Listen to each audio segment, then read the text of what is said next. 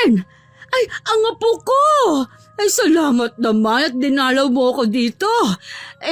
Lalo ka yatang gumaganda. Si Lola talaga ng bola pa. Ay, namiss ko po kayo ng sobra.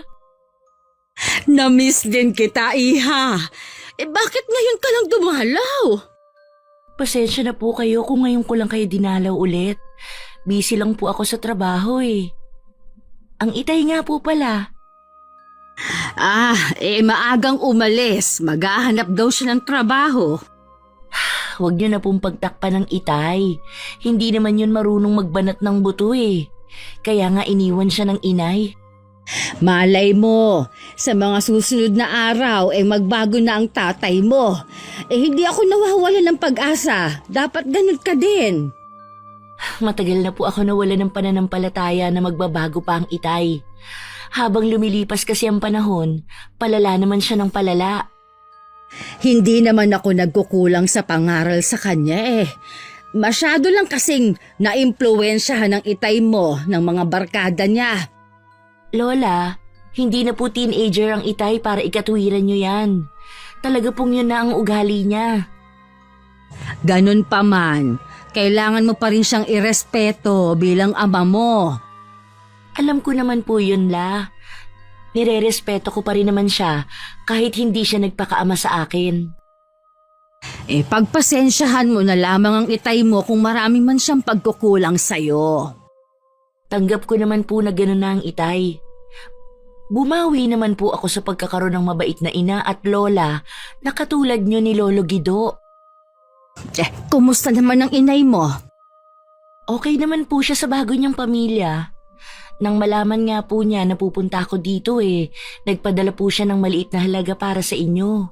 Panggastos niyo raw po. Nagbilin pa siya na wag na daw po kayong maglako ng biko kapag sobrang init at kapag umuulan.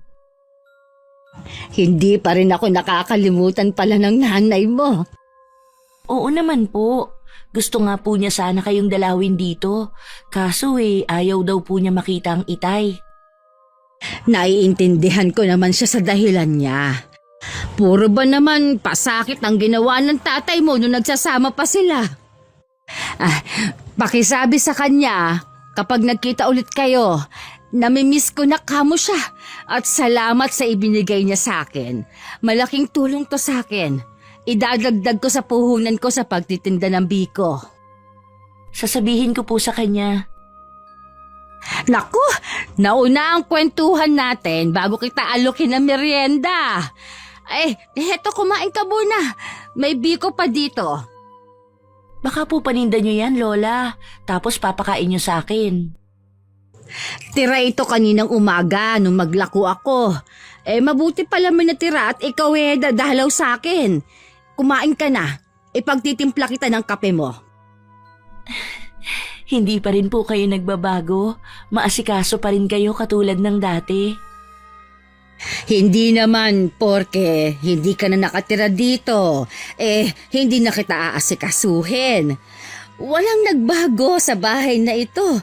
Sana lang bumalik ka na ulit dito sa bahay natin. Pasensya ka na, Lola, ha? Gusto ko man po hindi pwede. Mapapalayo po kasi ako sa trabaho. Promise, La, dadalasan ko na lang po ang pagdalaw sa inyo. Aasahan ko yan, Apo. Sige na, kumain ka na. Sabayan niyo na po ako para lalo akong ganahan kumain. Pinagbigyan ko pa ang lola na magtagal pa ako sa bahay niya. Nangako ko sa kanya na babalik sa 1 linggo. Nakaguhit pa sa isip ko ang malaking ngiti ni Lola Carmen. Maliban kasi sa pera, may grocery pa akong ibinigay sa kanya. Ang dami naman yan, Nay. Kanino galing ang mga ayudang yan? Nandyan ka na pala. Galing ang mga ito sa anak mong si Karen. Sayang hindi kayo nagpag-abot. Nasa kalahating oras pa lang na makaalis siya. Sayang naman. Napasabit pa kasi ako kay paring Edwin. Saan ka ba nagpunta? At ngayon ka lang umuwi? Meron lang po akong sinamahan na kaibigan. Baka naman kung ano na naman yung ginagawa mo, George. Paalala lang ha. Iwasan mo mga kaibigan mo na masamang impluensya sa'yo. Huwag po kayong mag-alala. Iniiwasan ko na po yung mga kaibigan ko na muntik na magpahamak sa akin. Teka lang, Nay. Nabanggit niyo ba kay Karen ang pagkakakulong ko? Hindi ko binanggit sa kanya.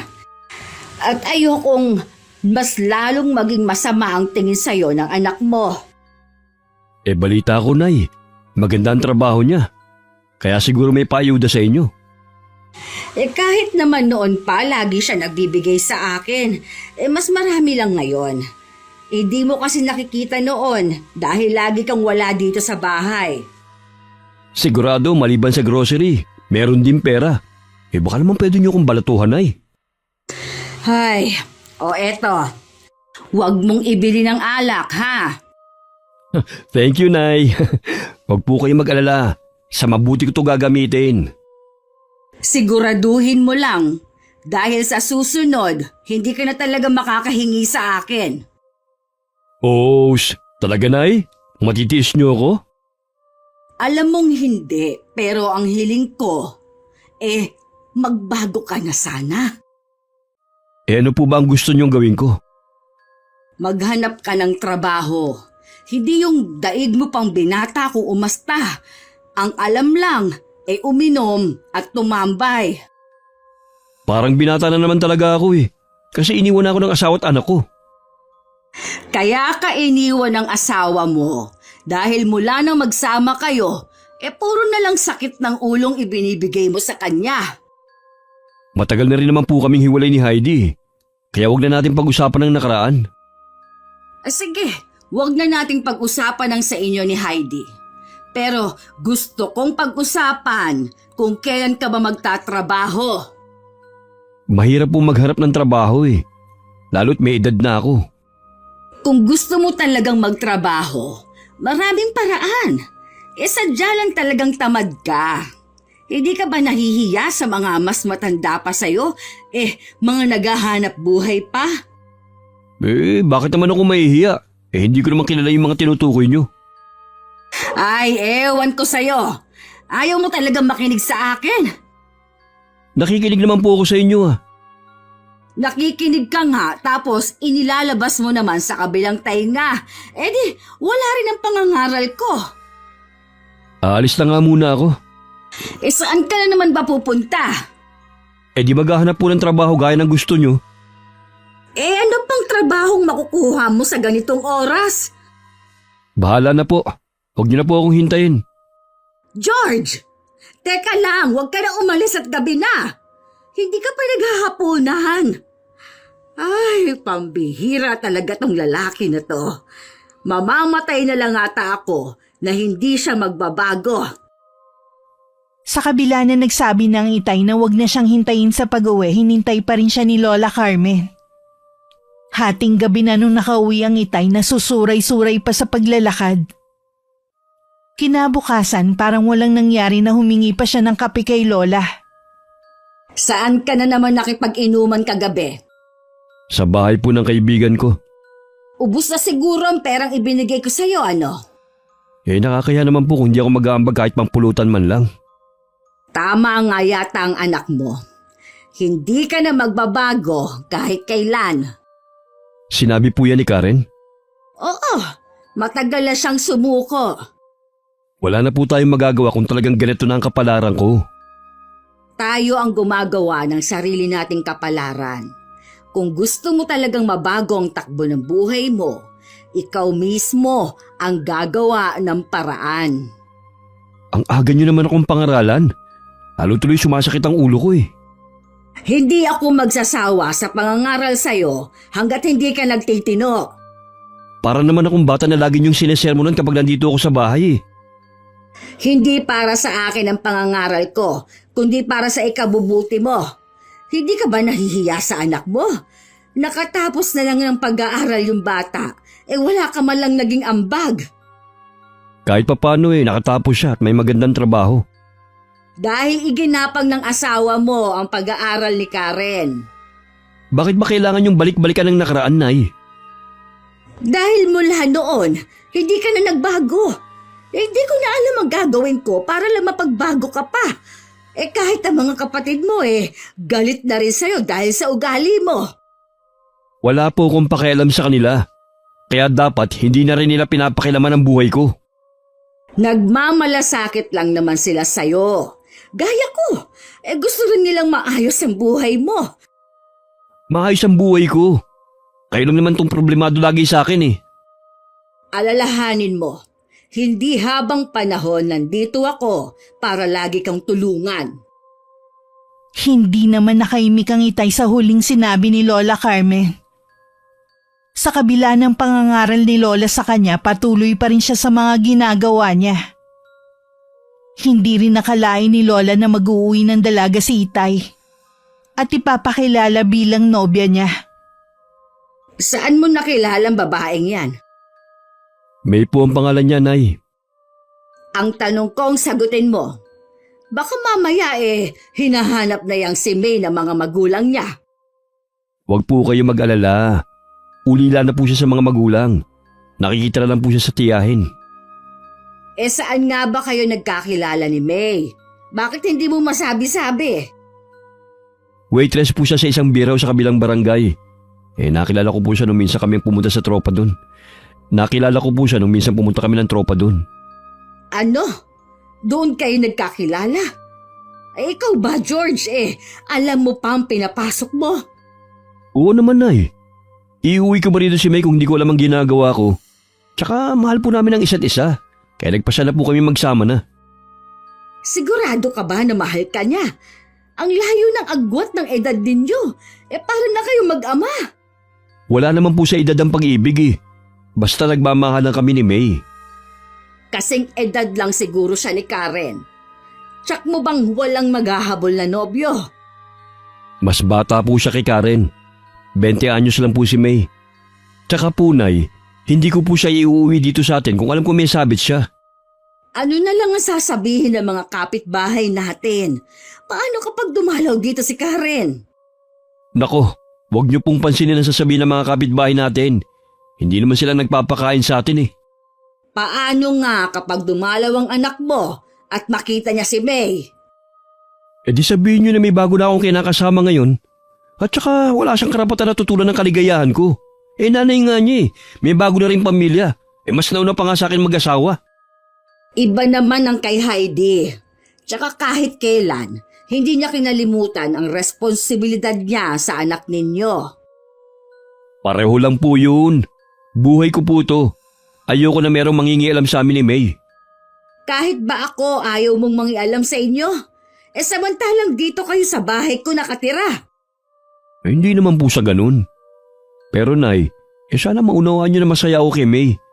Suportahan niyo lang po ako. Bahala ka na nga. Sana naman, huwag ninyo nang iasa sa akin ang mga gastusin ninyo. Halos magkandakuba na ako sa paglalako ng biko para sa ating dalawa. Hindi ko na kaya kung magdadagdag ka pa ng isa pa na bubuhayin ko. Huwag po kayo mag-alala, Nay. Sa Lunes po magsisimula na ako magtrabaho. Talaga? Saan ka naman magtatrabaho? Sa ginagawa pong bahay, malapit lang dito sa atin. Sa construction ka papasok. Di ba, ayaw mo ang ganoong trabaho? Pagtsatsagaan ko na lang po kaysa wala akong trabaho. Tsaka na lang ako maghahanap ng iba. Kailangan ko na po magsipag dahil may asawa na akong kailangan buhayin. Ay, o siya. Mukhang si May ang magiging dahilan para magbago ka na. Ibig po bang sabihin hindi na kayo tutuloy sa pag-aasawa ko? Kung kay May ka ba liligaya, hindi na ako tututoy pa. Salamat po, Nay. Pinasaya niyo po ako. Sa kabila ng pagpayag ni Lola Carmen, naroon pa rin ang pag-aalala niya para kay Itay.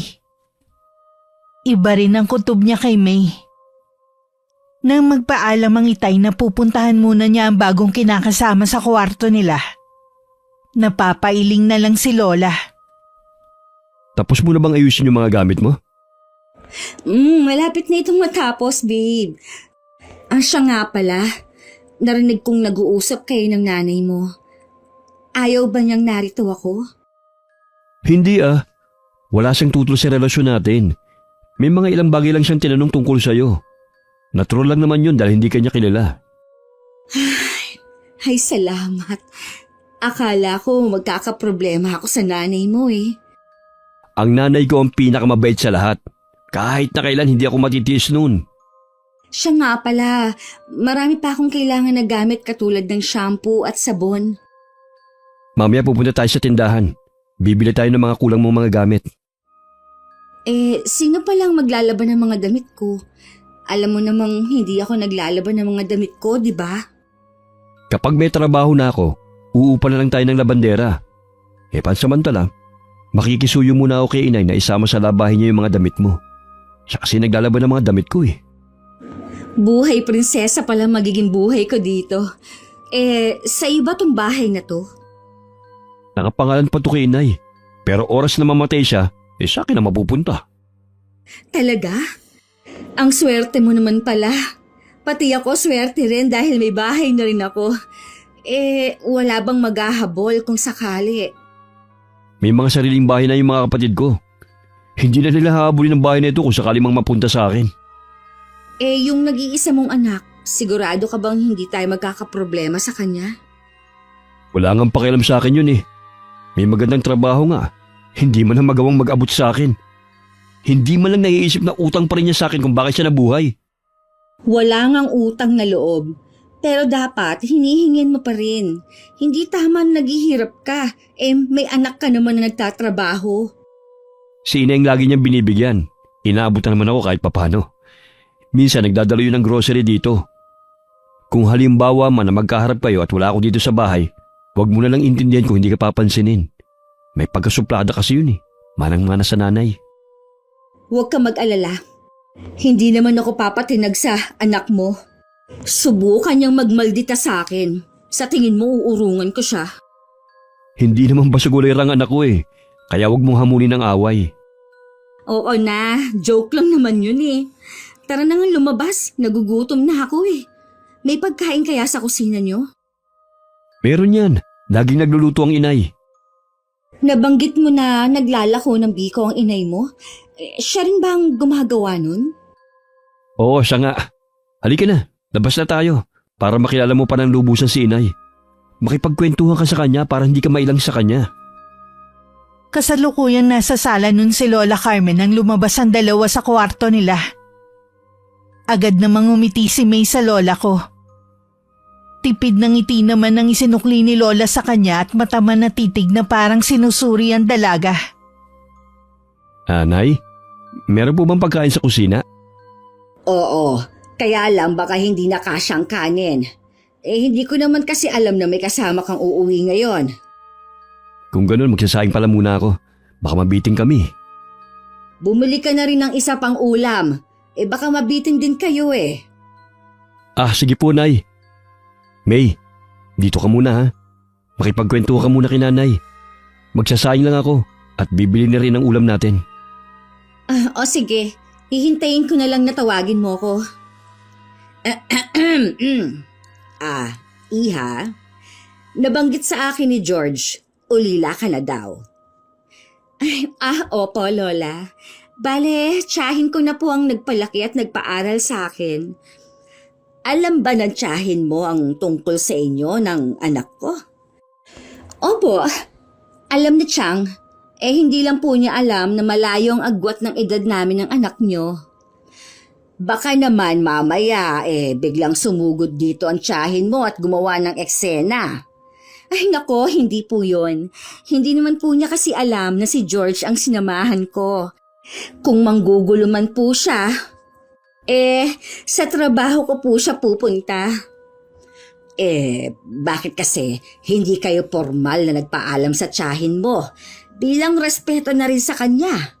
Ay nako, hindi po yun papayag. Mawawalan po kasi siya ng gatasan kapag nagkataon.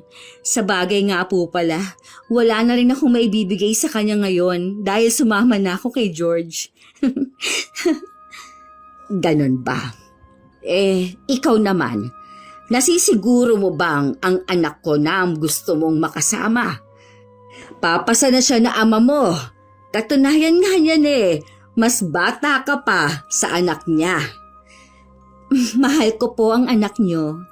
Hindi po ako sasama sa kanya kung hindi ako sigurado sa nararamdaman ko. Mabait naman ng anak ko at matagal na ring hiwalay sa asawa. Sana mahalin mo siya at alagaan. Baka ikaw na rin ang magpabago sa kanya. Baliktad po yata. Dapat po ako ang alagaan niya dahil yun pong ipinangako niya sa akin nang alisin niya ako sa pinapasukan ko. Hindi magtatagal eh. Matututunan mo kung paano maging may bahay. Ay, sana nga po. Paano po, Lola? Maiwan ko po muna kayo. Pupuntahan ko lang si George sa kusina. Kanina pa po kasi ako nagugutom eh. Baka nakaluto na rin naman siya. Naiiling na lang si Lola habang sinusundan ng tingin ng dalaga. May palagay din siya na magiging sakit lang ng ulo nila si May. Dahil na rin sa kaabalahan ko sa trabaho, hindi ko natupad ang pangako ko kay Lola. Nadadalaw sa linggong yun. Akala ko po ba'y dadalaw si Karen sa inyo ngayong linggo? Ayun ang sabi niya. Baka abala lang sa trabaho kaya hindi nakapunta. Gusto ko rin kasing ipakilala sa kanya si May. Malay natin magkasundo pala silang dalawa. Sana nga. Kaya lang, kilala mo ang anak mo. Hindi siya yung tipong basta na lang nakikipaglapit sa isang tao. Napakasuplada naman kasi ng batang yun eh. Manang-mana sa nanay niya. May bako. Akala ko ba ngayong araw ka magsisimulang magtrabaho? Oo nga po. Kaya lang tinanghali po ako ng gising eh. Baka bukas na lang. Maintindihan naman ako ng kumpare ko na nagpasok sa akin doon. Paalaala lang ito, iho. Iniwan ka na ng una mong asawa. Kung ayaw mong ganun muli ang mangyari, ay maging responsable ka na sana. Oo naman po, Nay. Tinanghali lang po talaga ako ng gising ngayon. Bukas aagahan ko na talaga. Nay? Maglalako na po ba kayo ng biko? Hindi ako maglalako ngayon. Ipapakuha ko lang ito kay Ding at siya na ang bahala. Napakainit kasi ng panahon. Bilin kasi sa akin ni Karen na wag na akong maglako kapag ganyang kainit. Masyado talaga kayong inaalala ng apo nyo, no? Samantalang ako, di kumusta, wala. Hindi ka pa ba nasanay sa anak mo? Kahit wala siyang sinasabi, nag-alala pa rin yun sa'yo. Ano pong gagawin nyo ngayong hindi kayo maglalako? Maglalaban na lang ako para hindi sayang ang araw. Amang tama po. Ipapasabay ko na rin po yung mga damit namin ni May. Hindi po kasi sanay maglaba yung asawa ko eh. Sige, ilabas mo ng mga damit niya. Mabuti na lang at gumagana pa ang luma nating washing machine dahil kung mano-mano ko gagawin hindi ko kakayanin. Ilalabas ko na lang po mamaya. Nay, ano po palang almusal natin? Nagprito ako ng tuyo at talong. Kumain na lang kayo dyan. Nako, hindi ko makain ng tuyo si May. Baka may pera kayo dyan, Nay. Itong 50. Ibili mo ng ulam na gusto niya. Kulang po to, Nay. Dagdagan nyo naman. Wala na akong pera dito. Mamaya pa kapag nakaubos ng paninda. Ay, nako, sige na nga. Pero, Nay, mamaya kailangan masarap ang ulam ha. Medyo maselan po kasi si May sa ulam eh. Ganun naman pala eh. Dapat nga talaga may trabaho ka para maibigay mong mga gusto ng bago mong asawa.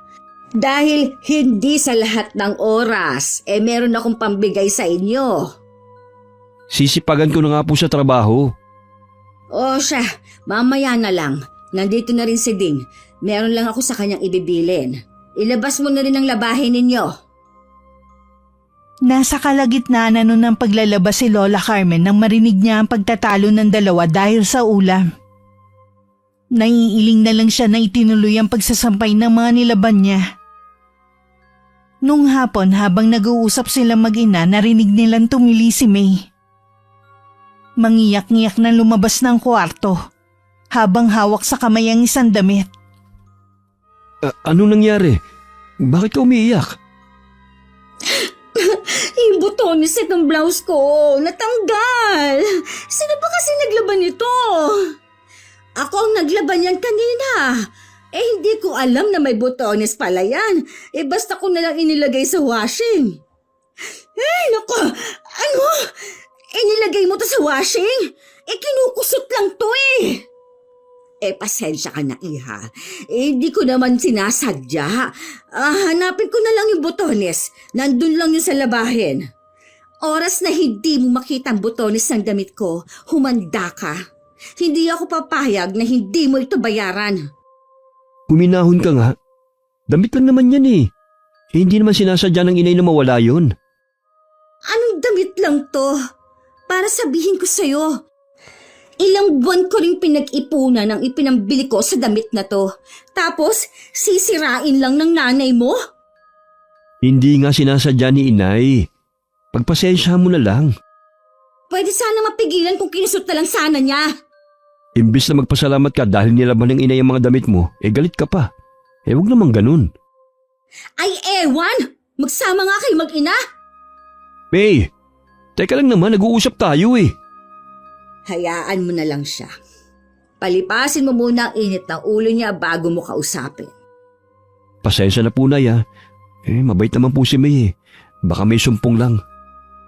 Bago pa lang kayong nagsasama, pinakita na niya agad ang tunay niya ugali. Ngayon pa lang, iho, mag-isip-isip ka na. Nabigla lang po si May. Hindi na po maulit ang nangyari. Nabubulagan ka lang sa kanya, iho, dahil bata at maganda siya. Tandaan mo, mas mahalaga pa rin ang ugali kesa sa panlabas na anyo. Alam ko naman po yun. Pero mahal ko po si May. Ngayon lang po ako naging masaya ng ganito. Lahat gagawin ko para hindi niya ako iwan. Kaya mo naman palang gawin ang lahat para sa isang babae. Bakit hinayaan mong mawala si Heidi doon?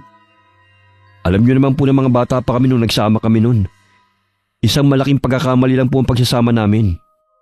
Mukhang nahulog na nga talagang loob mo kay May. Saan na nga, nabigla lang siya kanina. Ayoko lang na masaktan ka sa huli. Hindi ko po kukonsintihan ang ginawa niya. Pagsasabihan ko po siya. Sana din po hindi kayo magalit sa kanya. At huwag magbagong pakikitungo niyo sa kanya. Hinanap naman ni Lola Carmen ang 2 butones na nawawala. Agad naman niya yung binalik kay May. Napilitan namang humingi ng paumanin sa kanya ang dalaga. Kinabukasan pumunta ako kay na Lola. Kitang-kita sa mukha niya ang saya. Pasensya na po kayo, Lola, kung ngayon lang ako nakadalaw ulit. Tambak po talaga ang trabaho ko ngayon eh. Naiintindihan ko naman. Hindi ko lang maiwasan na magtampo dahil nangako ka na dadalasan ng pagbisita sa akin. Gusto ko na po to pa rin yun. Sadya lang po na hindi umayon ng panahon. May problema po ba kayo? May nangyari po ba dito sa bahay? Wala naman. May kaunting pagbabago lang na naganap dito sa bahay. Ano po bang klaseng pagbabago ang nangyari? Una na sa lahat, may trabaho ng ama mo. Aba, magandang balita po yan. Ano pa po yung iba? Ang itay mo kasi ay nag-asawa na ulit. Ho? Sino namang babae ang nagkamaling patulan ng itay? Isang waitress, yung babae. At 20 anyos lang. Nandyan siya sa kanilang kwarto. Ano po, Lola? 20 lang yung babaeng inuwi ni tatay? Mabuti pinatulan siya. Hindi naman ako tutol sa pag-aasawa niya pero hindi ko maiwasan na mag-alala. Iniisip niyo po ba na may ibang motibo ang babaeng yon? Kung pera ang kailangan niya, wala naman nun ang itay. Gusto ko pong makilala ang bagong asawa ni itay. Mamaya mo pa siya makikilala. Tanghali na kasi siyang gumising. Ayos lang po, hanggang mamaya pa naman ako dito eh. Kumusta naman po ang ugali ng babae? Ayos naman, Iha. May pagkaisip bata pa nga lang talaga. Sa mga gawaing bahay dito, tumutulong po ba ang babaeng yon? Tumutulong naman siya kahit papano. Tsaka wala naman masyadong lilinisin dito sa bahay. Baka katulad din po ng itay na tatamad-tamad din. Hindi ako makakapayag na gawin lang po nila kayong alila dito sa bahay. Hindi ko naman papayagan na mangyari yun sa mismong pamamahay ko. Tama po yan, La. Dahil oras na malaman ko na may ginagawang masama sa inyo ang itay at ang babae niya, ako ang makakalaban nila. Huwag mo nang problemahin ang dalawang yon. Ang mabuti pa'y kwentuhan mo na lang ako ng mga ganap mo sa buhay. Pakiramdam ko may tinatago sa akin si Lola. Iba talaga ang kutob ko. Pero hindi na rin ako nag-usisa pa sa bagong kinakasama ng itay. Nang lumabas si Lola Carmen para bumili ng mga sangkap para sa lulutuin niyang ulam, naiwan naman ako sa bahay. Sakto naman nagising na si May. Lola Carmen? Anong almusal ko? Lola! Ay, nasa nga naman kaya matandang yun? Hindi yata naririnig ang tawag ko. Bingi talaga. Wala si Lola, lumabas sandali. Sino ka? Anong ginagawa mo dyan sa kusina? Paano ka nakapasok? Magnanakaw ka, no? Sa itsura kong ito, mukha ba ako magnanakaw sa'yo? Eh, sino ka nga kasi? At nasa na matandang yun? Apo ako ni Lola Carmen at tatay ko ang kinakasama mo. Ikaw si Karen? Ay naku, pasensya ka na ha. Hindi ko naman alam na darating ka ngayon. Para ka naman kasing kabuti, basta nalang sumusulpot. Ganitong oras ka ba lagi gumigising? Wala naman akong gagawin kaya ayos lang na tanghali na ako magising. Ano kaya ang nilutong ulam ni Lola? Pritong itlog lang ang nakatakip sa lamesa. Itlog na naman. Ay talaga tong si Lola Carmen, puro nalang itlog ang niluluto sa almusal. Balak yata akong purgahin eh. Ay magpapabili na nga lang ako ng pandesal para maiba naman. Pasalamat ka nga meron ko nakakain sa umaga. Yung ibang tao walang pagkain pero hindi sila nagrereklamo. Huwag mo naman akong ikumpara sa kanila. Iba naman ang sitwasyon ko eh. Kung ayaw mo ng ulam sa mesa, bumili ka na lang ng sarili mong pagkain. Kaya nga hinihintay ko si Lola Carmen. Magpapabili ako ng pandesal sa bakery. Bakit kailangan pa si Lola ang utusan mo? Wala ka bang mga paa? Wala rin kasi akong pambili eh. Ibang klase ka rin oh. Wala ka nang ang pera, Lola ko pa ang uutusan mo. Heto ang pera, ikaw ang bumili ng pandesal mo. O sige, ako na ang bibili. Siya nga pala, ayoko na inuutusan mo si Lola Carmen. Ayusin mo rin ang pananalita mo sa kanya. Ikaw ang bata dito, dapat ikaw ang kumikilos. Wala naman akong sinasabi na masama ah. Hindi ako bingi. Sige na, bumili ka na ng pandesal mo. Baka maubusan ka pa. Unang paghaharap pa lang namin ni May, mabigat na ang loob ko sa kanya. Hindi ko rin nagustuhan na para bang ginagawa niyang utusan si Lola Carmen. Ilang sandali pa dumating na rin si Lola. Dala ang pinamili niya. Ako na po ang bahala dito sa lulutuin niyo ngayong tanghali. Maupo na lang po kayo dyan. Nakasalubong ko pala si May. Inutusan mo daw siya na bumili ng pandesal? Opo, gusto daw niya kasi ng pandesal ang almusal. Aba, hihintayin pa kayo para utusan? Sabi ko, siya ang bumili. Baka kasi magsumbong siya sa tatay mo. Ayaw niya kasi na lumalabas ng bahay ang kinakasama niya. Magsumbong siya kung gusto niya. Samahan ko pa siya. Mukhang nainit ang dugo mo kay May. Sino po bang hindi iinit ang ulo sa babaeng yun? Napakaarte at halatang tamad naman. Maliit na bagay gusto pang iasa sa inyo. Ulila na kasi sa mga magulang. Kaya siguro hindi naturuan ang tamang asal. Nasa ibang bahay po siya. Hindi pwede na umasta siya na prinsesa dito. Ang tatay mo kasi ang nagsama sa kanya dito. Ipaubayan na lang natin sa kanya kung anong dapat matutunan ng asawa niya. Ano po ang ituturo ng itay Isa rin siyang tamad na umaasa lang din sa inyo. Ayoko na magkaroon kayo ng problema ng ama mo. Kaya kung ano man ang napupuna mo kay May, huwag mo na lang pansinin pa. Wala naman akong pakialam sa kanya. Sa inyo po ako nag-aalala. Baka mamaya hindi lang kayo nagsasabi inaalila na pala kayo ng babaeng yun. Ako na ang nagsasabi sa iyo, Apo. Hindi ako inaalila dito. Huwag kang mag-alala sa akin. Tsaka hindi ako pababayaan ng tatay mo kung sakali man na may gawin ang kinakasama niya sa akin. Masyado po kasi kayong mabait. Kaya minsan inaabuso na kayo binabaliwala nyo lang lagi. Ang mabuti pa, lutuin mo na yan. Aayusin ko lang ang mga dala mong pagkain sa cabinet. Pagkatapos kong magluto, tinawag na ni Lola si May. Sumunod naman siya. At kakaupo lang magsasandok na agad ng kanin.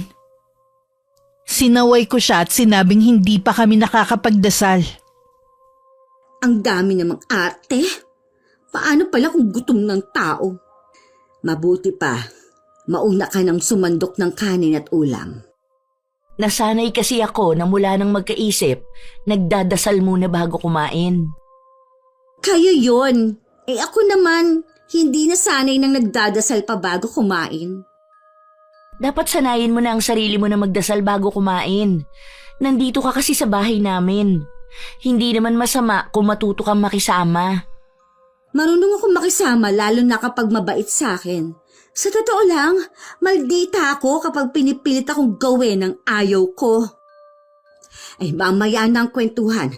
Unahin muna natin ang pagkain. Oo nga naman, Karen. Sige ka, baka hindi ka mabusog. Ay, sige na, Apo. Kumain ka na rin. Ang sarap ng luto mo. Marunong ka pala magluto, Karen. Ang sarap ha. Ako kasi hindi marunong magluto Ano lang ang alam mong lutuin?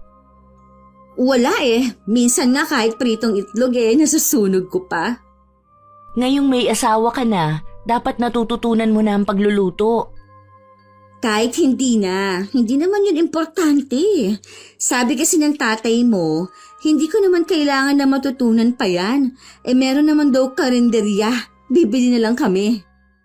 Si tatay talaga, ang katabaran niya talaga ang tinuturo sa'yo. Hindi naman tamad ang tatay mo Katunayan nga niyan, may trabaho na siya ngayon para daw maibigay niya ang pangangailangan ko. Sana nga magtagal sa trabaho ang itay. Hindi naman kasi kayang tustusan ng lola ang mga pangangailangan nyo. Bakit? Hindi ka ba nagsusustento sa lola mo? Kung nagbibigay man ako kay lola, para lang sa kanya yon at hindi kayo kasama ng itay. Balita ko, malaki naman daw ang sahod mo. Dapat pati tatay mo binibigyan mo rin. Bakit ko naman yun gagawin? Malakas pa sa kalabaw ang itay. Kaya pa niyang magtrabaho. At saka, wala naman siyang ambag sa pagpapalaki sa akin at sa pag-aaral ko. Malaki sigurong tampo mo sa tatay mo, no? Wala ka nang pakialam sa bagay na yan. Usaping pamilya kasi to. Labas ka dun. Parte na rin ako ng pamilyang ito. Kay itay ka lang dapat may pakialaman. Labas ka sa buhay ko. Okay, sabi mo Pagkatapos ng tanghalian namin, pumasok na ulit si May sa kwarto nila at hindi na lumabas pa. Ni hindi man lang tumulong sa pagliligpit ng pinagkainan. Ako na rin na nagpresenta na maghuhugas ng mga plato. Gusto ko kasing napagsisilbihan ko si Lola kapag nandun ako. Kung hindi lang talaga ako mahihirapan sa pagpasok sa trabaho, gusto ko sanang mag-uwian dito sa atin. Hindi mo naman kailangan magsakripisyo, Apo. Ayoko rin na ikaw ang mahihirapan. Gusto ko rin po na makasama kayo lagi.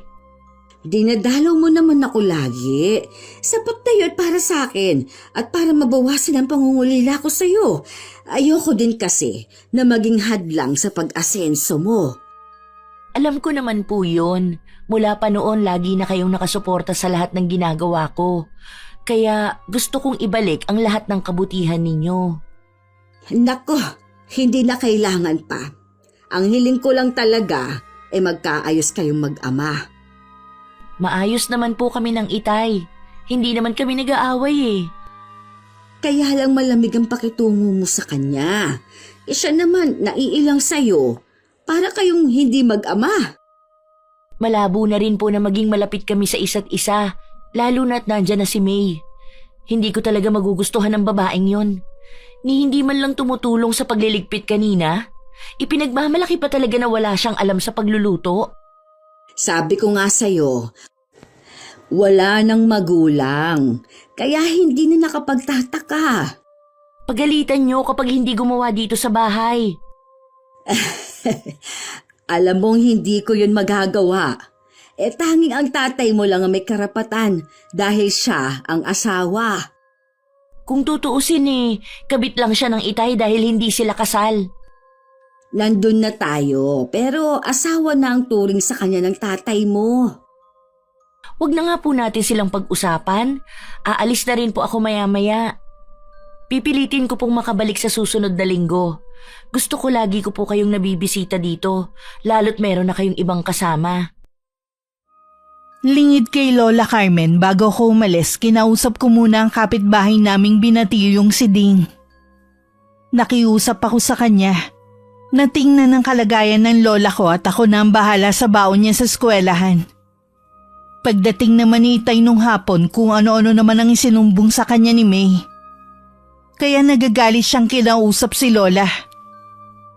Dumating palang mabait yung apo kanina. Oo, dinalaw lang niya ako. Ano yung sumbong sa akin ni May na inutusan daw siya ni Karen na bumili ng pandesal? Kagigising lang daw niya noon. Hindi rin daw maganda ang pakikiharap ng apo niyo sa kanya. Siya rin naman ang kumain ng pandesal na yon dahil ayaw niya ng ulam. Alam nga namang si Karen pa ang bumili kanina. Eh di sana po kayo na lang ang bumili kanina. Alam niyo naman na ayoko siyang lumalabas ng bahay eh. Wala ako kanina nang magising siya. Eh ano yung hindi raw magandang pakikiharap ni Karen? Maraming napapansin ng anak mo kay May. Marami pa siyang tinatanong na hindi dapat itanong. Kilala mo naman ang anak mo. Sa susunod po, pagsabihin niyo yung apo niyo. Baka hindi ako makapagtimpi sa kanya. Anong gagawin mo? Sasaktan mo sarili mong anak dahil lang sa babaeng yan? Ay huwag mong kalilimutan, si Karen ang gumagastos dito sa bahay. Siya ang nagbabayad ng kuryente at tubig natin. Eh ano ngayon? Hindi dahilan yun para bastusin niya si May. Kahit kailan, hindi binastos ng apo ko si May. Hindi ko alam kung anong mga isinumbong niya, pero siya dapat ang pangaralan mo. Hindi na po kailangan. Mabait si May. Yung apo niyo lang naman ang problema eh. Masyadong mayabang keso mas nakakaangat siya sa tao. Akala niyo ba hindi ko napapansin? Namimili din ng pakikiharapan na tao yung apo niyo. Yan ang katibayan na hindi mo nga talaga kilala ang anak mo. Palibasa nga kasi, wala ka nung panahon na lumaki siya. Huwag niyo nga pong balik-balikan ng nakaraan. Ang mahalaga lang po sa akin, ang relasyon namin ni May. Hindi ko kayo mapapatawad ng apo niyo. Oras na iwan ako ni May nang dahil sa inyo. Kung sakali man naiwan ka niya, ibig lang sabihin nun, hindi ka talaga mahal ng babaeng yan. Mahal po ako ni May. Hindi niya lang talaga maramdaman na welcome siya rito sa bahay na to. Hindi pa ba niya nararamdaman yun? Samantalang kung magalit siya sa akin kapag hindi agad masusunod ang gusto niya, para niya akong alila dito. Masalamat ka nga at pinagtatakpan ko pa kayo. Para wala lang maging gulo sa pagitan ninyo ni Karen. Kasalanan niyo rin po eh. Alam niyo na ayaw ni May ng kukupad-kupad. Nasanay siya na lahat ng gusto niya, nakukuha niya ng isang pitik lang. Kumuha ka ng kasambahay para sa kanya. Kung gusto niya na mabilis ang kilos. Alam mo matanda na ako. Hindi ko na kaya magampanan ng mga ipinaggagawa niya. Hindi naman po ako mayaman para kumuha ng kasambahay. Buti sana kung kasi laki ng sahod ni Karen ang kinikita ko. Yun naman pala eh. Turuan mo si May ng mga gawaing bahay dito. Huwag ka mong iasa sa akin ang lahat. Susubukan ko pong pagsabihan si May. Kukuha ka rin lang kasi ng kakasamahin. Katulad mo pang tamad at walang alam kundi umasa. Kahit si Lola Carmen parang nauubusan na ng pasensya kay Itay. Dahil kahit makailang ulit na niyang sinabihan na utusan si May sa mga gawaing bahay, mas lalo pa naging tamad ang babae. At isa pa sa napansin ni Lola ay ang pagiging burara nito. Lola! Lola! Nandito ako sa kwarto ninyo. Bakit ka ba sumisigaw? Nandito lang pala kayo? Kanina ko pa kayo hinahanap ah. Nililinis ko itong kwarto ninyo at pinamamahayan na kayo ng ipis dahil sa dami ng kalat. Baka sa susunod may makita na akong daga dito. Inutos ko na po yan kay George, ang paglilinis ng kwarto namin. Hanggang ngayon hindi pa rin niya ginagawa. Ang tamad-tamad talaga ng anak ninyo. Dapat ikaw ang gumagawa ng paglilinis dito dahil ikaw ang babae. Huwag niyo akong umpisahan sa walang kwentang pangangaral ninyo. Nag-usap na kami ng anak ninyo na hindi ko kailangang baguhin ang nakasanayan ko na. Aba kung hindi ninyo ako matagalan, pwede kayong umalis sa bahay na to. Ay sige na, huwag na nating pagtalunan ang bagay na yan. Kung nag-usap na pala kayo ni George, bakit mo ba ako hinahanap? Bakit hindi mo isinama kahapon sa paglalaba mo itong mga panty ko na may regla? Huwag mong sabihin na nandidiri ka, ha? Ikaw dapat ang naglalaban yan at hindi ako. Kaya ko nga pinapalaba mga damit ko dahil kasama ito. Tapos iiwan mo lang. Kunin mo to at laban mo. Pero iha, sumunod ka na lang sa akin. Huwag ka na makipagtalo pa. Mukhang nakakalimot ka na yata kung nasaan ka, ha, iha? Kaya lang kita pinakikisamahan ay dahil kay George. Yun naman pala bakit nakikipagmatigasan ka sa akin? Gusto mo bang iwan ko ang anak mo, ha? Mabuti pa nga siguro kung iiwan mo na lang si George. Hindi mo naman talaga mahal ang anak ko Paano ko naman mamahalin ang anak mo kung napakatamad naman at walang pangarap sa buhay? Kontento na sa kakarampot na sweldo. Wala naman kayong pinagkaiba ng anak ko, kaya siguro kayo nagkasundo. Mamaya ako na lang itutuloy ang paglilinis sa kwarto ninyo. Uunahin ko muna ang paglalabas sa mga to. Matinding pagpipigil sa sarili ang ginawa ni Lola Carmen. Minabuti na lamang niya na tumalikod na lang. Sa maraming pagkakataon nagtitimpi na lang siya sa lahat ng ginagawa ng babae. Gusto sana niya magsumbong sa akin. Pero inaalala pa rin niya ang itay na kahit kailan walang pagpapahalaga sa kanya. Nay, ano na naman tong sumbong ni May sa akin, ha? Talaga bang hindi nyo na siya tatratuhin ng tama? Ano pa bang trato ang gusto mong gawin sa kanya? Ultimo panty na pinagreglahan niya, ako ang naglalaba. Ultimo pambili ng soft drink sa tindahan, inuutos pa niya sa akin. Ano pa ba ang kulang? Para yan lang nagrereklamo na kayo? Sinabi ko naman sa inyo, hindi nga maalam sa ganyan si May. Kung lagi mong ipagtatanggol ang babaeng yan, ipaalam ko na kay Karen ang nangyayari sa bahay na to. Huwag niyo pong ipaalam kay Karen. Maawa naman po kayo. Baka kung anong gawin niya kay May. Kapag nalaman ni Karen ang pangaaping ginagawa sa akin ng kinakasama mo at hinahayaan mo lang, baka pati ikaw madamay. Alam mong mahal na mahal ako ng apo ko. Matinding pagpipigil lang talaga ang ginagawa ko para hindi magsumbong. Sasabihan ko po si May na siya na lang maglaban ng mga damit niya. Wala sanang problema kahit akuin ko mga gawain dito sa bahay. Ang nagpapabigat lang sa aking kalooban ay ang pagsasalita niya ng masasakit sa akin. Ganun lang po si May. Kahit nga sa akin, grabe magsalita Lagi pa niya akong pinagbabanta na iiwan. Hindi naman niya magawa. Kailangan ko na rin sigurong sumuko na wala nang pagbabago sa'yo. May trabaho nga ako Hindi pa ba pagbabago to? Kulang pa nga sa babaeng yon ang sinasahod mo. Hindi naman na kayo mahiya na humihingi pa rin kayo sa akin. Wala na nga kayong ginagastos dito sa bahay. Huwag niyo na po akong sumbatan. Anak niyo naman ako hindi naman siguro masama na gastusan niyo rin ako. Siguro nga, tama mga kapatid mo. Nasobrahan ako sa pag-aalaga sa'yo, kaya ka ganyan. Walang sariling disposisyon sa buhay. Ganyan ka na lang ba hanggang maging ugod-ugod ka na?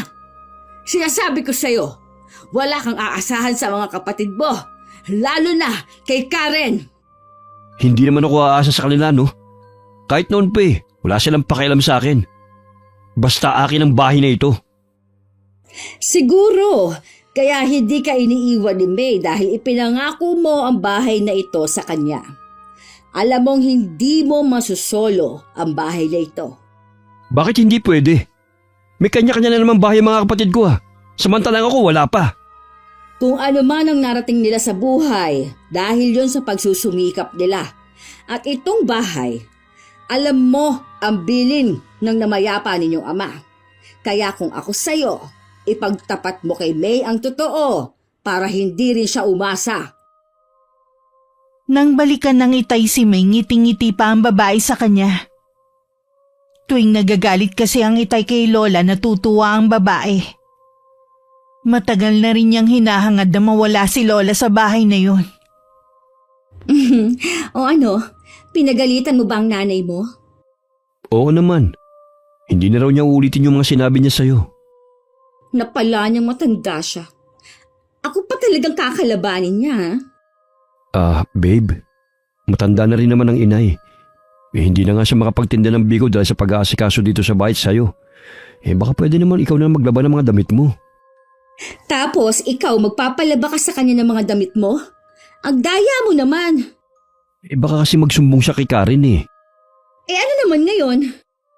Hindi mo kasi ako naiintindihan Kapag nalaman kasi ni Karen, baka hindi na magbigay ng pera kay inay.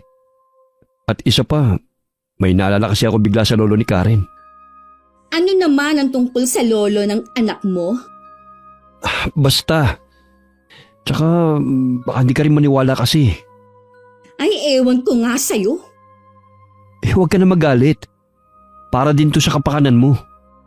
Akala ko pa naman, buhay prinsesa ako dito, hindi naman pala. Buhay prinsesa ka naman talaga dito Kain tulog na nga lang ang ginagawa mo Hindi ko pa rin mabili ang gusto ko. Ano kaya pakiramdam kapag akong nasa katayuan ng anak mo? Ang saya siguro, no? May higitan mo rin ang buhay ng anak ko balang araw. Kaya hindi mo kailangang mainggit sa kanya. Kailan pa? Sa kakarampot na sahod mo? Lahat ng suot niya mamahalin. Siguro lahat ng pampaganda na gamit niya, puro imported. Ang kinis kasi ng balat ng anak mo Parang hindi kayo mag-ama kung pagtatabihin. Wala ngang utang na loob sa akin Kung hindi pa siya nagbibigay kay inay, hindi pa ako naaambulan ng kita niya. May karma din yung anak mo sa pagpapabaya sa'yo. Kahit ano pang naging pagkukulang mo, dapat itanim pa rin niya sa isip na ikaw pa rin ang tatay niya. Hindi maganda ang natatanggap kong balita kay Ding. Hindi na raw makagawa ng biko si Lola. Dahil sa dami ng tambak na gawain sa bahay. Nagpupuyos din ang kalooban ko. Nang malaman ko na laging sinisigawan ni May ang lola ko kapag hindi agad nasusunod ang gusto. Nang araw na yun pinuntahan ko si Lola. Isang tagpo ang hindi ko inaasahan na madadatnan ko. Lola! Bakit mo kinakalagkad ang lola ko? Kara na po! Wala akong ginagawa sa kanya. Mali ka lang iniisip mo. Hindi ako bulag at lalong hindi ako tanga. Ano bang iniisip mo? May ginagawa ako sa lola mo? Ikaw na babae ka. Noon pa kinukutuban na ako sa'yo na meron kang hindi magandang gagawin. Huwag kang lalapit. Kung hindi, sisigaw ako. Duwag ka naman pala Lola ko lang ang kaya mo. Diyan na nga kayo. Bumalik ka dito! Duwag! Hindi pa tayo tapos magtuos! Hayaan mo na siya, Apo. Okay lang po ba kayo? Ihahatid ko na kayo sa kwarto nyo. Salamat, Apo, at dumating ka. Ano po ba ang nangyari? Pinipilit niya kasi ako maglaba. Kahapon pa masama ang pakiramdam ko. Kaya po ba niya kayo kinakaladkad? Oo, pasensya ka na, Apo, kung hindi ako makapagsumbong, ha. Ayoko lang kasi na magkagulo pa kayo ng tatay mo. Kahit hindi po kayo magsumbong, may mata ko na nagbabantay sa inyo. Matagal ko na pong alam na hindi maganda ang trato sa inyo ng babaeng yun at hinahayaan lang ni Itay. Palagpasin na lang natin ang ginagawa nila, Iha. Tsak natitigilan na ako ni May, lalo't nakita mo ang ginawa niya. Siguraduhin lang talaga niya. Dahil kung hindi, pagsisisihan niya ang araw na umuwi siya dito sa bahay natin. Apo, mangako ka sa akin na wala kang gagawin na masama sa kapwa mo. Alalahanin mo, masama ang gumanti. Pasensya na po kayo, La. Sa pagkakataon pong ito, ayokong mangako. Kinakitaan ko naman ng matinding pag-aalala si Lola Carmen. Pero hindi ko nalang pinansin yun. Hinintay ko rin na makauwi ang itay galing trabaho para makipag-usap. Nasaan si May? Hindi na lumabas sa sobrang takot yata. Ano ba ang ginawa mo sa kanya? Wala pa akong ginagawa sa kanya. Pero oras na lumabas siya sa kwarto na yan, baka makalbo ko siya. Kulang pa yun sa ginagawa niya sa lola ko.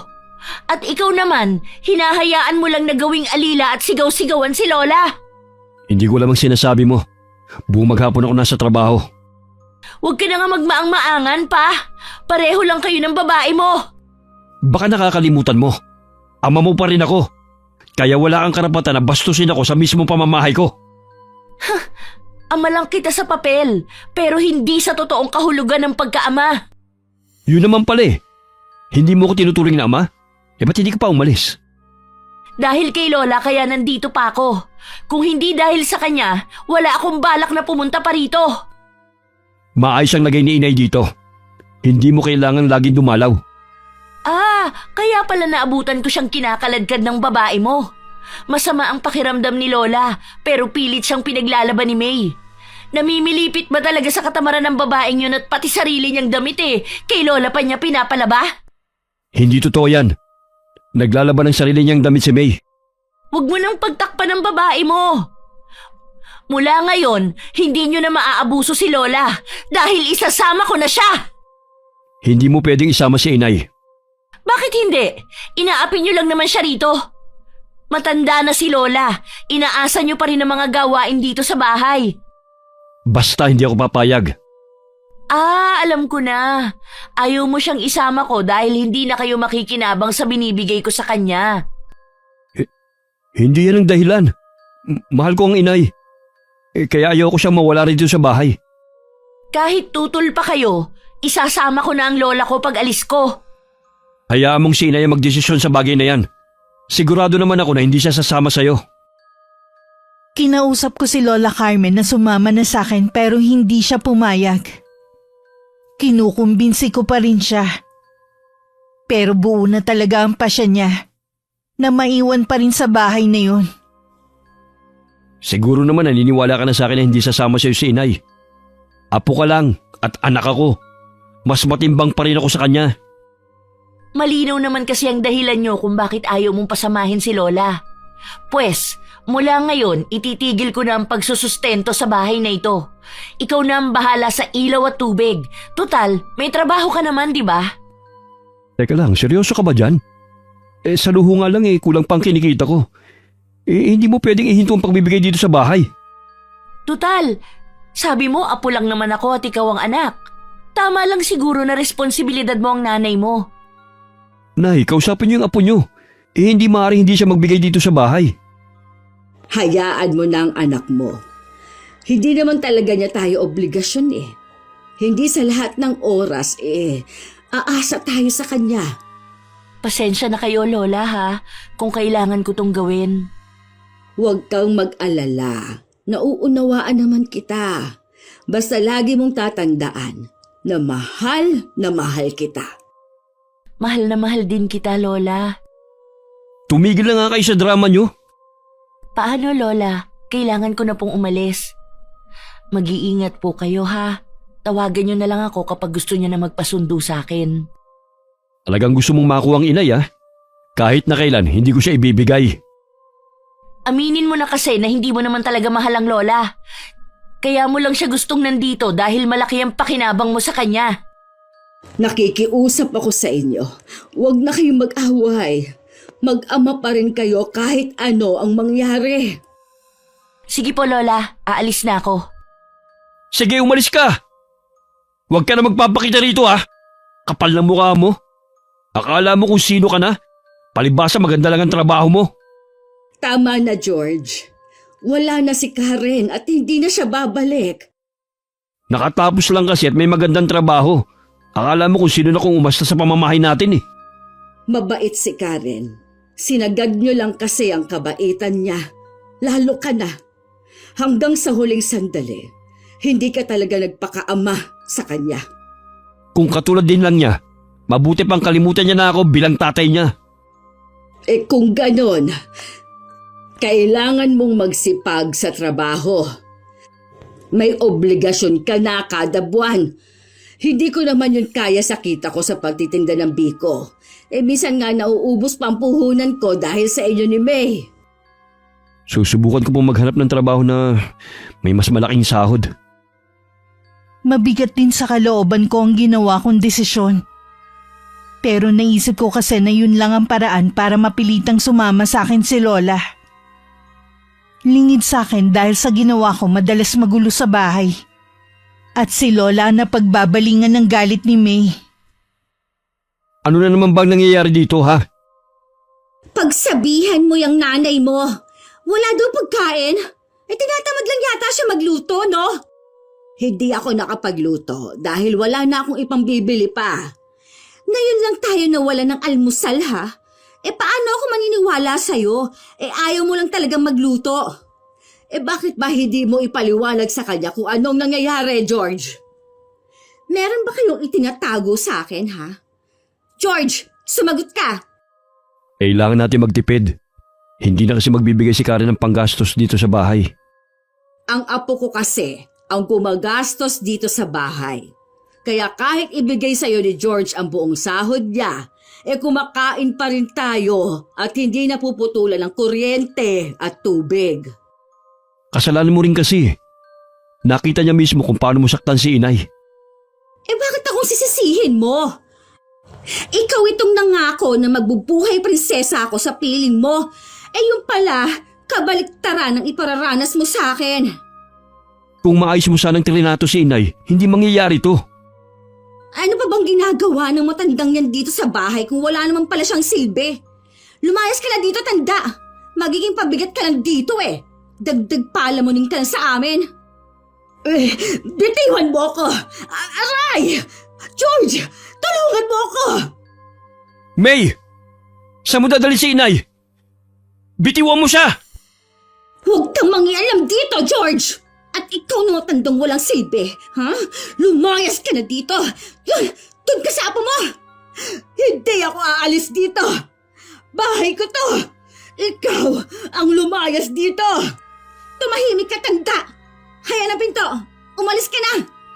Wala kang karapatan na pagtulakan akong palabas! Talagang matigas ka, ha?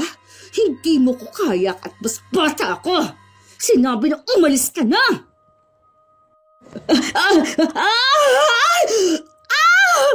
George! Inay! Lola? Hindi ko po sinasadya. Ano ba itong ginawa ko? Bakit mo tinulak si inay? Hindi ko naman sinasadya eh. Hindi ko na alam na hagdan na pala ang nasa likod niya.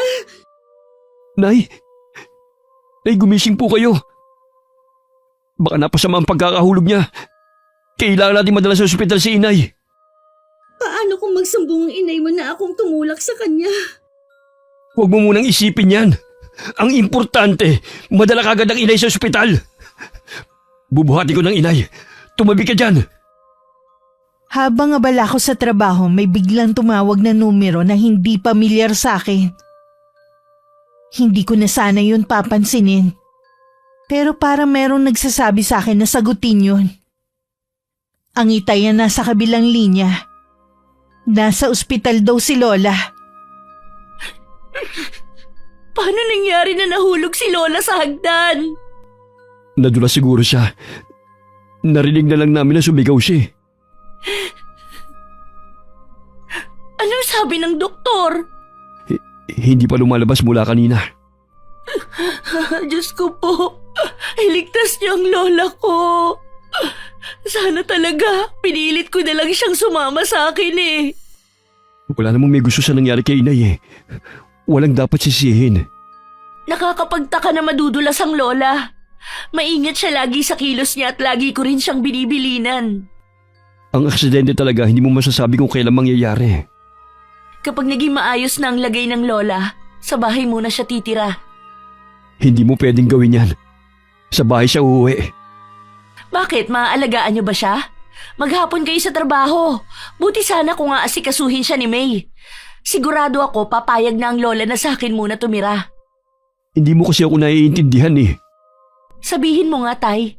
May inililihim ba kayo sa akin? Ano naman ang ililihim ko? Napaparaning ka na naman dyan eh. Pasensya na, Tay. Nag-aalala ko kay Lola kaya kung ano-ano na ang pumapasok sa isip ko. Naiintindihan naman kita. Ayan ang doktor. Nasaan ang babaeng yon? Ilabas mo! Huminahon ka muna, Karen. Pwede naman natin pag-usapan ang nangyari. Nagpakita ka rin babae ka! Bakit lumabas ka ng kwarto? Hindi ba sabi ko sa loob ka lang? Ano bang problema mo, ha? Bakit ka nanggugulo dito?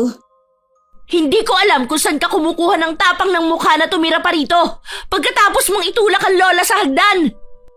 May pruweba ka ba na akong gumawa sa kanya nun? Huwag ka na magkaila pa! Si Lola mismo ang nagsabi na itinulak mo siya dahil pinapalayas mo siya rito. Alam mo ang galit sa akin ng lola mo, kaya ginagawa niya ako ng kwento. Ganun lang yun. Nakakasuka ang pagiging sinungaling mo!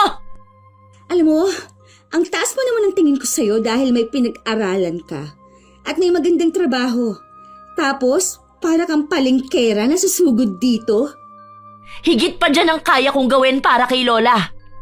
Pwede rin akong maging bangungot mo. Nakikiusap ako sa'yo, Karen. Kung ano man yung pinaplano mo, huwag mo nang ituloy. Nagmamakaawa ako sa'yo. Huli na para sa pagmamakaawa.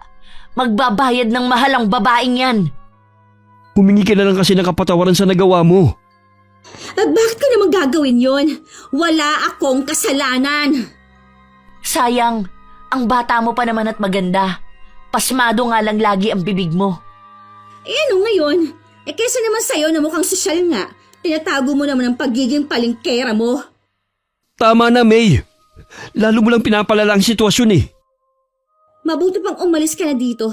Huwag ka nang babalik at huwag mo na rin iuuwi dito ang matandang yon. Iyong-iyo na siya. Pasensya ka na iya sa inaasal ni May. Ako na lang humihingi ng kapatawaran sa ginawa niya. Kanina ka pa ha? Bakit ba kinakampi ang babaeng yan kesa sa akin ha? Aalis na ako. Magsaya ka na habang may pagkakataon ka pa. Che! Umalis ka na sabi! Baka gusto mong kalad-karin din kita palabas dito. Bago ko tumalikod, sinulyapan ko muna sila. Takot ang nababanaag ko kay Itay. At nanlilibak naman kay May. May nakapaskil pang ngiti sa kanyang mga labi. Hindi mo dapat ginalit si Karen kanina. Hindi ko alam kung kaya pa kitang iligtas. Hindi naman ako natatakot na ipakulong niya, no? Maliban sa wala naman siyang katibayan na akong tumulak sa lola niya. Meron naman akong kakilala na pwedeng lapitan. Wala siyang balak na sampahan ka ng kaso. Eh wala naman pala eh. Eh bakit takot na takot ka pa rin? Hindi papayag si Karen na hindi makaganti sa'yo. Narinig mo naman ang sinabi niya kanina. Ano nga ang gagawin niya sa akin? Isang mambabarang ang lolo niya na biyanan ko. Sigurado na lalapit si Karen sa kanya. Ano? Bakit ngayon mo lang sinabi? Binalaan na kita dati na maging mabait ka kay inay. Pero hindi ka nakinig. Ipinakita mo pa talaga kay Karen ang pagiging maldita mo.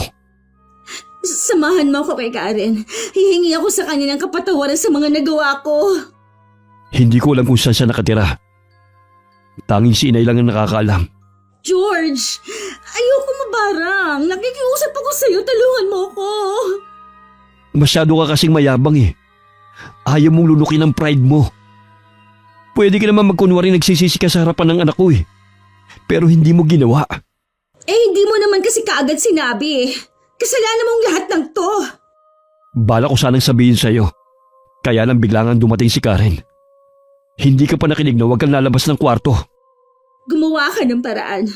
Ayoko pa mamatay. Maghahanap tayo ng albularyo na pwedeng tumulong sa'yo. Saan naman tayo maghahanap? Kahit saan, magtatanong-tanong tayo sa mga kakilala ko. Sana hindi na lang ako sumama sa'yo. Ikaw ang nagdala ng kamalasan sa akin. Huwag mo na akong sisihin. Kasalanan mo rin ang lahat. Nang mga sandaling yun, kasalukuyan kong kausap si Lolo Guido, ang ama ng inay. Katitiyak ka ba sa gusto mong mangyari? Opo, Lolo. Gusto ko ring maghirap ang babaeng yon gaya ni Lola Carmen. Kumusta na pala si Carmen? Nakalabas na ba siya ng ospital? Ilang araw na po siya sa ospital. Kailangan pa po siyang obserbahan ng mga doktor. Kapag po inuwi na siya, habang buhay na po siyang nakahiga dahil sa pagkabali ng gulugod niya. Isang himala na lang daw kung makakapaglakad pa siya. Ay, kawawa naman. Napakabait pa naman ang lola mo. Lagi siyang ibinibida ng nanay mo kung paano siya alagaan noon. Kaya kahit gusto kong barangin ang ama mo noon, yun ang pumipigil sa akin. Kaya nga po hindi ko matanggap ang nangyari sa kanya. Kailangan po mabigyan ng hustisya ang ginawa ng babaeng yun. Dahil buo na ang pasya mo, ngayon mismo gagawin ko na ang orasyon. Tamang-tama, gutom na ang mga alaga ko.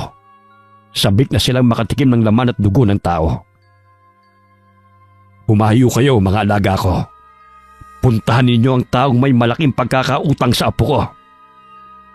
Pasukin ninyo ang loob ng katawan niya at magpakabusog kayo. Tingnan ko lang kung magawa pa siyang mailigtas ng itay. Kahit makahanap sila ng magaling na albularyo, huli na rin. Sa bagsik ng aking karunungang itim, walang makakatalo sa akin. Salamat po, Lo, sa tulong nyo. Hindi mo kailangang magpasalamat. Ibinabalik ko lamang din ang kabutihan ng lola mo sa iyong ina. Nang mga oras na yun, hindi na mapakali sina Itay at May. May nakita na silang albularyo at hinihintay na lang ang pagdating. Balisaan na rin si May dahil sa mga naririnig na bulong sa paligid. Bakit ang tagal ng albularyo na yun? Baka hindi na siya darating. Kanina pa sumasakit ang tiyan ko. Nagugutom ka ba?